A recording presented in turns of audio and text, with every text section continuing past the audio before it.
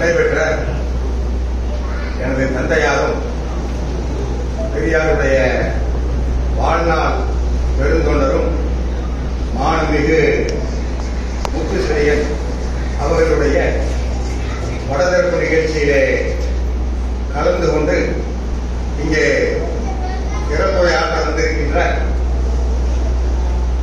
மரியாதைக்குரிய தந்தை பெரியார் திராவிடர் கழகத்தினுடைய தலைவரும் என்னுடைய 45 ஆண்டு கால நண்பரும் அருமை அண்ணன் ராமகிருஷ்ணன் அவர்களே, இங்கே தலைமை ஏற்றிருக்கக்கூடிய பகுத்தறிவாளர் கழகத்திலே நான் திராவிடர் கழகத்திலே பணியாற்றிய காலத்திலே மாவட்ட பகுத்தறிவாளர் கழக தலைவராக இருந்து பெரும் பணியாற்றி ஐயா வீரமணி அவர்களுடைய நம்பிக்கைக்குரிய தளபதியாக கள்ளங்கபடம் இல்லாமல் செயல்பட்டு அந்த பகுதியிலே இன்றைக்கும் கழகத்தின் தூணாக நிற்கக்கூடிய லால்குடி மாவட்ட கழகத்துறை தலைவர் மரியாதைக்குரிய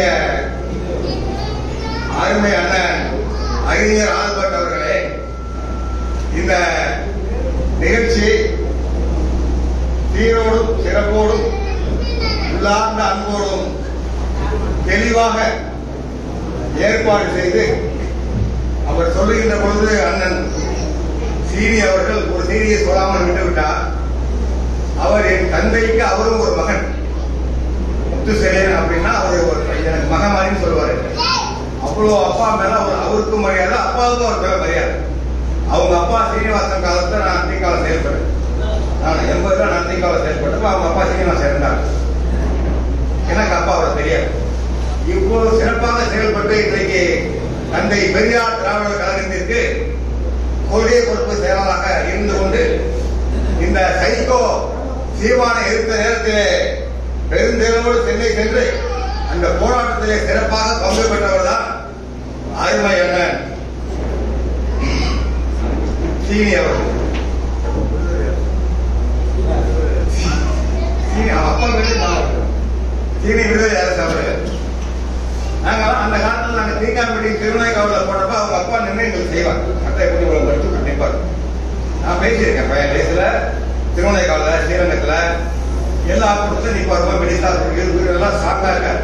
அவர் ஆளுக்கு கட்சியா இருப்பாரு. ஞாபகம் அந்த விடுதலை அரசு அவர்கள் எங்கள் தந்தைக்கு அவரும் ஒரு மகன். அவ்வளவு சீரோடும் சிறப்போடும் அப்பாவால் போற்றப்பட்டவர். வாரத்துக்கு ஒரு நாள் அவர் அப்பாவோட பேசாம இருக்க மாட்டாரு. இன்னும் சொல்லணும்னா 4 ஆண்டுகளுக்கு முன்னால் அப்பாவுடைய அந்த அவருடைய வாழ்க்கை வரலாறு புத்தகத்தை கழகத்தோட உரிமை பெற்ற நண்பர்கள் எல்லாம் பெரும் முயற்சி செய்து வெளியிட்ட பொழுது அந்த புத்தகம் வெளிவருவதற்கு திருவரங்கத்தை மேடை அமைத்து பெரிய உதவி செய்து அன்றைக்கும் பாடுபட்டவர். அப்படியாப்பட்ட நண்பர் அவர்களுக்கு என்னுடைய உள்ளமான நன்றியை தெரிவித்துக் கொள்கிறேன். இங்கே சிறப்புரை ஆற்ற வந்திருக்கின்ற மிகப்பெரிய சிந்தனையாளர், கல்வியாளர் ஐயா பிரின்ஸ் கஜேந்திர பாபு அவர்கள் ஒவ்வொரு டிவி விவாதத்திலையும் டிவி நிகழ்ச்சிகளையும் அவர் கலந்துட்டாங்கன்னா நான் முழுமையா பார்ப்பேன். எப்ப பாட்டே இருக்கு. அவ்வளவு அழகா அவர் கருத்துக்களை அவ்வளவு பெருந்தன்மையா அவ்வளவு தூரம் ஒரு உயர்வான முறையில பெரியாருடைய கருத்துக்களை அண்ணாவுடைய கருத்துக்களை ரொம்ப தெளிவாக சொல்லக்கூடிய ஐயா அவர்களையும் மற்றும் இங்கே கலந்து கொண்டு சிறப்பித்த என்னுடைய 40 ஆண்டு கால நண்பர் திராவிட முன்னேற்ற கழகத்தினுடைய மாவட்ட செயலாளர் என்று சொல்வதா அல்லது உண்மையான திராவிட கழக மாவட்ட செயலாளர் என்று சொல்வதா என்று தெரியவில்லை. அந்த அளவிற்கு ஐயாவுடைய கருத்துக்களை தெளிவா பேசுறார். நண்பர் வைரமணியை நான் பார்த்து இந்த நண்பர் தான் ரொம்ப அழகா ஐயா கருத்துக்களை ரொம்ப தெளிவா நம்ம எப்படி சொல்லணுமோ அதோட தெளிவா துப்பாக்கி மாதிரி சொன்னாரு. அவருக்கு நன்றியை தெரிவித்துக் கொள்கிறேன். எனது தந்தையாரை பற்றி நான் சொல்லி உங்களுக்கு தெரிய வேண்டியதில்லை. என்னை விட அதிகமா நீங்க கூட பழகிருக்கீங்க, கட்சி விஷயமா பார்த்திருக்கீங்க. நான் திருவிழாவாக இருந்த பொழுது 15 வயசா இருக்கும் பொழுது எங்கே பொதுக்கூட்டம் நடந்தாலும் என்னை கூட்டு போயிருவார். ஆசிரியர் வீரமணி தஞ்சாவூர்ல பேசுறாரா, நாங்க போய் நிற்பேன். இந்த பக்கம் பெரம்பலூர் ஆசிரியர் பேசுறாரா, நாங்க போய் நிற்பேன். இந்த பக்கம் ஜெயங்கொண்ட அரியலூர் இப்படி சுத்தி லால்குடியை சுத்தி ஒரு 50 கிலோமீட்டர். அது அப்ப எனக்கு என்ன வயசு, 10th 9th படிச்சுட்டு இருந்தேன். பணம் கொடுத்து எங்க அப்பா நினைச்சு வைப்பாங்க. நான் போய் ஆசிரியர் பேச்சை கேட்பேன், கடைசிக்கு நிற்பேன். நிறைய பொறுப்புகள்லாம் இருந்தேன். 77 78 பொறுப்புகள் இருந்தேன். முசிறி கல்லூரியில் நான் படிக்கும் பொழுது ஆசிரியரை கூப்பிட்டு மிகப்பெரிய நிகழ்ச்சியா நடத்தணும், கருத்தரங்கம் நடத்தணும். ஆசிரியர் வந்தாரு. அப்ப இளைஞர்கள்லாம் ஒரு 100 பேர் நிகழ்ச்சியில சேர்ந்தாங்க. அதுல சேர்ந்த ஒரு 20 பேர் லால்குடியில பயிற்சி முகாம் கூப்பிட்டு வந்து பெரிய கோமாபுரியில லால்குடி பரமசிவபுரம் திருமண மண்டபத்துல பயிற்சி முகாம் நடத்தினோம். விவசாயம் நடத்தினா, செலியை நடத்தினா நாங்க துணையா இருந்தோம். அந்த பயிற்சி முகாமிலே பயின்ற பல பேர் இன்றைக்கு மேலாள் மத்திய அமைச்சர், பெரியாருடைய கொள்கை பீரங்கி என்னுடைய அருமை நண்பர் ராஜா அந்த பயிற்சி முகாமிலே கலந்து கொண்டார். இன்றைக்கு திராவிட முன்னேற்ற கழகத்திலே சிந்தனை தூணாக கொள்கை விளக்கமாக இன்றைக்கு இருந்து கொண்டிருக்கின்ற மிகப்பெரிய சிந்தனையாளர் ராஜா. நம்ம லால்குடியில பயிற்சி முகாம், திராவிட கழக பயிற்சி முகாம் உருவாக்கும். ஆசிரியர் வந்த பொழுது அண்ணா கல்லூரி முஸ்லிம் கல்லூரியில 80களில் நடைபெற்ற நிகழ்ச்சியில கலந்து கொண்டு இயக்கத்திற்கு வந்து ஒரு புத்தகத்தை எழுதியிருக்காரு. ஐடி இங்கிலீஷ் அப்படியெல்லாம் இயக்கம் பண்ணி ஆரம்பினோம். இயக்கம் வளர்றதுக்கு அப்பா துணையாக இருந்திருக்காரு, நாங்களும் துணையாக இருந்திருக்கோம். அந்த காலகட்டத்தில் 80களில் 77 90 77களில் ஒவ்வொரு கழக ஊர்வலத்திலையும் அந்த ராமகிருஷ்ண பதாகை அண்ணன் ஆள்சாமி அந்த அவங்க வந்தாங்கன்னா அந்த ஊர்ல இருந்து கலகட்டும். அப்போ ஒரு கோஷம் போடுவோம். அப்போ உணர்ச்சிகரமா இருக்கும். அதை சொல்லும் போதே எனக்கு இப்ப 20 வயசு ஆகிற மாதிரி உணர்ச்சி வருது. அந்த கோஷம் ஒரே ஒரு முறை சொல்லணும்னு ஆசைப்பட சொல்றேன். எங்கள் தந்தை பெரியாரும், பேரறிஞர் அண்ணாவும், டாக்டர் கலைஞர் மூக்காவும் கட்டி காத்த இன உணர்வை அழிய விடவும் அழிய விடும். அன்னம் போட்ட கோஷம், அன்னம் போட்ட கோஷம். நாங்க பின்னாடி தான் இருந்தோம், எங்கேயும் போயிடல. இன்னைக்கும் என்னால் இயக்கத்திலே முழுமையாக செயல்பட முடியாவிட்டாலும் நான் பெரியார் தான். நான் செல்லிய மகன். செல்லியனுக்கு என்ன கொள்கை இருந்துச்சோ அதே கொள்கை தான் எனக்கு. நான் செயல்படல. இடையில கொஞ்ச நாள் என் குடும்ப சூழ்நிலை காரணமா நான் பக்தனா மாறிகள் ஒன்றும் சன்னியாசம் இல்லை. குடும்ப சூழ்நிலைகள், என்னோட வேலைகள் காரணமா, வியாபாரத்தின் காரணமா குறைச்சிருந்தாலும் அந்த உள்ளுக்குள்ள தீ இருந்துட்டு தான் இருக்கும். திராவிட தீ அது அணையாது. திராவிட தீயை கட்டி காக்க வேண்டிய கடமை இன்றைக்கு உதயநிதி வரைக்கும் சனாதனத்தை கொடுப்போர் எரிப்போம் பேசினாரு. திராவிட தீ எங்க வந்துச்சு பாருங்க. எல்லாம் சொல்றாங்க, எல்லாம் வயசாகி போச்சு, 70 80 90 சரியா போயிட்டாரு, தோசு போயிட்டாரு, ஆள்பட்டி வயசாச்சு, வாழ்க்கை நடக்கும். அதெல்லாம் கிடையாது. கருப்பு சட்டை போட்டவங்க தான் டீக்கா கிடையாது. கருப்பு சட்டை போட்டவங்க தான் கண்ணுக்கு தெரிஞ்ச அடையாளம் தான்.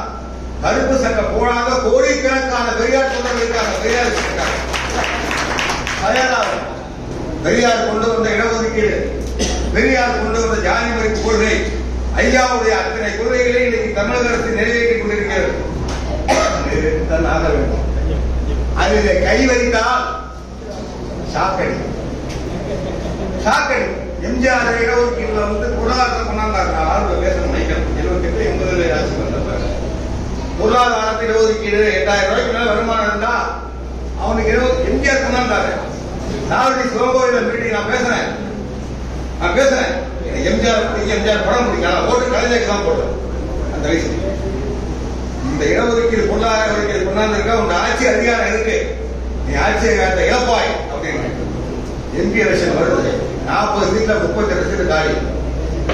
ஏடிஎம்கே எம்ஜிஆர் இருக்க வரைக்கும் எம்ஜிஆர் தோக்கடிச்சு, கலைஞர் தோக்கடிச்சு காமிச்சாரு அல்ல, பெரியார் தோக்கடிச்சு. பெரியார் இருக்காரு இல்ல, அப்படிதான் 21 எலெக்ஷன் நடந்தப்ப பெரியார் செருப்பால் அடிச்சுட்டாங்க, ராமன் செருப்பால் அடிச்சுட்டாங்க. திமுக காலியா இருந்தாங்க. என்ன அடைச்சு 184 சீட்டு திமுக வந்துச்சு. பெரியார் இருக்காரு, சேலத்துல செருப்பால் அடிச்சு பெரியார் இருக்காரு. அப்படியெல்லாம் இந்த கொள்கை இன்னைக்கு பெரியார் கொள்கை அடிச்சு அது கருப்பு சட்டை போட்டிருக்க உங்களை மாதிரி 100 பேர் இல்ல. உங்களால் உருவாக்கப்பட்ட, உங்க ரத்தத்தால் உருவாக்கப்பட்ட லட்சக்கணக்கான பேர் இருக்காங்க. அவர்கள் இருக்கவரை இந்த இயக்கத்தை யாரும் அழிக்க முடியாது. நான் என்றும் பெரியார் தொண்டன் நான் என்று தெரிவித்துக் கொண்டு ஒரு சின்ன வருத்தம் உங்களுக்கு நான் தெரிவிச்சுக்கிறேன். எங்க அப்பாவுடைய பேஸ்புக்கு, அப்பா இறந்தாரு, அந்த செல் என் கையில் இருக்கு. எப்படி எனக்கு பர்த்டே வந்தா என் பேரை எடுத்து போடுவோம், மோர்ல போடுவோம். அப்ப தாத்தா பர்த்டேவுக்கு நான் வந்து உங்களை நீங்க வாழ்த்த பாய் போட்டுறாங்க 11:30 மணி பட்டு தூங்கிட்டேன். காலைல எழுந்து பார்த்தா சொர்க்கத்தில் இருக்கின்ற என்னுடைய தந்தைக்கு என்னுடைய பிறந்த வாழ்க்கையில் வந்து போச்சுடா நினைச்சேன். ஆனா அதே மாதிரி ஒரு 6 கண்டனமும் வந்துச்சு. எனக்கு அது மறுப்புல எழுது மறுப்பு நான் எழுதணும்ல, நான் பெங்களூர்ல இருக்கேன். மறுப்பு எழுதுன்னு எனக்கு பேசுக்குள்ள படிப்பேன் பார்ப்பேன். எனக்கு தமிழ் எழுத்து இங்கிலீஷ் எழுத தெரியாது, பழக்கம் இல்லை. என் பொண்ணு தான் எழுதி கொடுக்கும். அதுக்கப்புறம் உடனே என் பொண்ணை வர சொல்லி அந்த மூல பதிவு நீக்கு. அதான் நான் மன்னிப்பு கேட்கிறேன். சொர்க்கத்துக்கு நம்பிக்கை கிடையாது. நம்ம வாழ்ற காலம் சொர்க்கம், நம்ம உடைச்ச காலம் சொர்க்கம், தமிழ்நாடு சொர்க்கம். திராவிட ஆட்சி இருக்க வரைக்கும் தமிழ்நாடு சொர்க்கம். திராவிட ஆட்சியை மாற்ற நினைத்தா பிஜேபி காரெல்லாம் முடியவே முடியாது நினைச்சிட்டு இருக்கான். இந்த சைமன் சீமான், அந்த சைமன் சீமான் இருக்காரு, அவருக்கு மேல அமைச்சு கொடுத்து அந்த சைக்கோ சீமான உருவாக்கின புண்ணியமா அவர் தான் செய்யணும்.